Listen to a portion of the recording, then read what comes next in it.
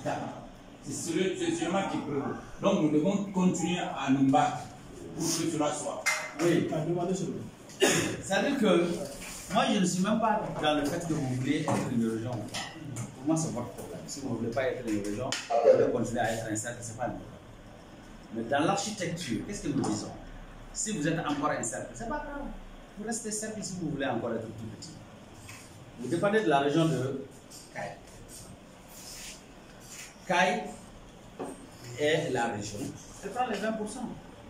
Kenyawa, qui est la communauté de localité, prend 5%, ça fait 25%. Et l'État du Mali prend 35%. Là, le jour où vous devenez région, vous récupérez vos 20%. C'est juste une caricature pour schématiser, ça ne s'applique pas forcément à Caille ou. Non, c'est une clé de répartition qui répond à l'ensemble, toutes les collectivités. Si tu considères que tu es une région, on considère que tu es une entité économique fiable.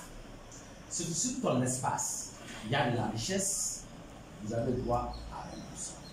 La petite collectivité de localité où on peut exploiter l'or, par exemple, on estime que pour ne pas, ce que vous avez dit, enlever sans une compensation juste, en réponse à cette question, la collectivité à 5%. Ça fait 25%. Sur les conventions internationales, l'État du Mali ne doit pas participer dans une entreprise à plus de 20% selon les FMI et la Banque mondiale. Nous ramenons le Mali à 20%. L'État. Parce que nous raisonnons comme une fédération, parce que tout ce que vous avez vu aujourd'hui, c'est les prémices d'une fédération. Que ça fasse mal, que ça fasse plaisir ou pas, nous sommes dans un fédéralisme.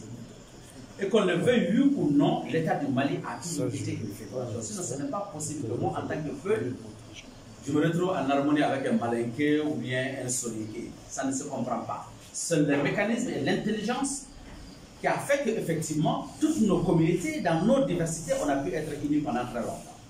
Donc, c'est le fédéralisme. Pour qu'un peuple puisse être en cohabitation avec un Bambara, qui n'a pas la même culture, qui n'a pas la même façon de faire, qu'est-ce qu'il faut faire? On a inventé des codes qui nous ont permis de vivre ensemble pendant des millénaires. Mais qu'est-ce qu'on appelle fédéralisme? Mais c'est quand on fédère des entités diverses dans un modèle économique, géographique et administratif viable. C'est conventionnel, mais ce n'est que ça le fédéralisme. Alors, aujourd'hui, nous avons la France qui est une fédération, l'Allemagne est une fédération, les États-Unis. Ah oui, la France c'est une fédération. Nigeria c'est une fédération. La France c'est une fédération.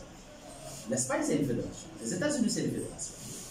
Alors, comment dans un monde où nous n'avons que des fédérations sur lesquelles nous comptons pour l'appui international, pour l'Union européenne, nous on se permet de dire non, on n'aime pas la fédération. Et on n'aime pas la fédération pourquoi? Qu'est-ce que le fédéralisme veut dire? Le fédéralisme ne veut pas dire séparatisme. Donc ça veut dire que nous devons nous-mêmes en interne concevoir comment nous comprenons le fédéralisme. Parce que le modèle qui a fait peur avec le Sénégal, en fait on l'appelle fédéralisme, mais ce n'est pas le fédéralisme. C'est la confédération, parce que c'est les États qui ont essayé de fédérer. Ça, c'est la confédération. C'est différent du fédéralisme. Alors, donc, en interne, nous sommes déjà fédérés dans nos diversités, dans nos façons d'être, on est déjà des fédérations. Maintenant que dans les entités géographiques, nous ne puissions pas avoir les intelligences pour fédérer et avoir un mécanisme de fonctionnement, je dis qu'il y a un problème. Ça veut dire que nos ancêtres, ils ont vraiment travaillé, ils ont été très intelligents et aujourd'hui, ils sont devenus vraiment des animaux qui n'ont aucune cervelle pour être capables de vivre ensemble. Donc, si nous avons cette intelligence de pouvoir vivre ensemble, nous devrons être capables de concevoir un modèle fédéral qui puisse nous permettre à chacun de s'épanouir avec nos diversités, avec nos ressources. Donc, cette architecture globale qui consiste à dire aujourd'hui que le Mali est en train d'aller vers le fédéralisme. Parce que quand vous prenez la région de Kidal, qui dit déjà que dans l'accord, qu'eux ils prennent une partie, ça veut dire quoi? Ils vont gérer localement. Mais s'ils gèrent localement, pourquoi Kaï ne gère pas localement? Pourquoi Mopti ne gère pas localement? Et il va pas mieux que les autres. Donc si on uniformise dans l'ensemble, ça veut dire que nous sommes en plein pied dans le fédéralisme. Voilà, qu'on le veuille ou non. Donc, du coup, oui. Parce que je sais que c'est une question qui va beaucoup revenir. Et cette question, c'est que le Mali est indivisible, défendu par beaucoup de personnes, n'a plus de sens. Et que répondez-vous à ces gens-là qui revendiquent toujours le Mali 1 et indivisible? Le Mali est 1 et indivisible, l'Allemagne est 1 et indivisible, les États-Unis. Parce que la notion de fédéralisme n'est pas bien comprise en fait. Voilà. Il faut que c'est nous qui mettons du contenu. Tout à fait. C'est des théories politiques. Et c'est le vivre ensemble et c'est l'épanouissement culturel et individuel de tout un chacun. Moi, par exemple, je vous donne juste un exemple. je suis ressortissant de Mopti, je suis de culture Peul. Vous m'envoyez comme gouverneur à Kidal et je suis chargé du développement culturel de Kidal.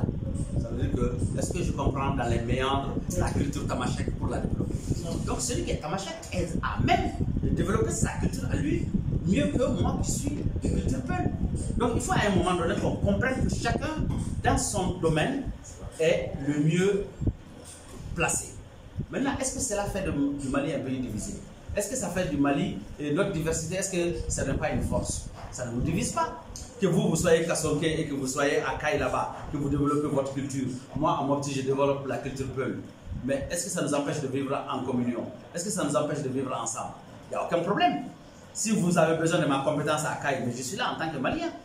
Si le Malien, à Mopti, j'ai besoin de votre compétence alors que vous êtes Kaïsien, mais vous venez chez moi pour travailler, ce n'est pas un problème. Donc c'est l'intelligence architecturale qui nous permet de vivre ensemble. Le fait qu'on parle de fédéralisme ne veut pas dire qu'on divise le Mali. Non, ça n'a rien à voir. Le Mali reste toujours un et indivisible, mais dans sa diversité et dans le respect des réalités locales. C'est de ça qu'il s'agit.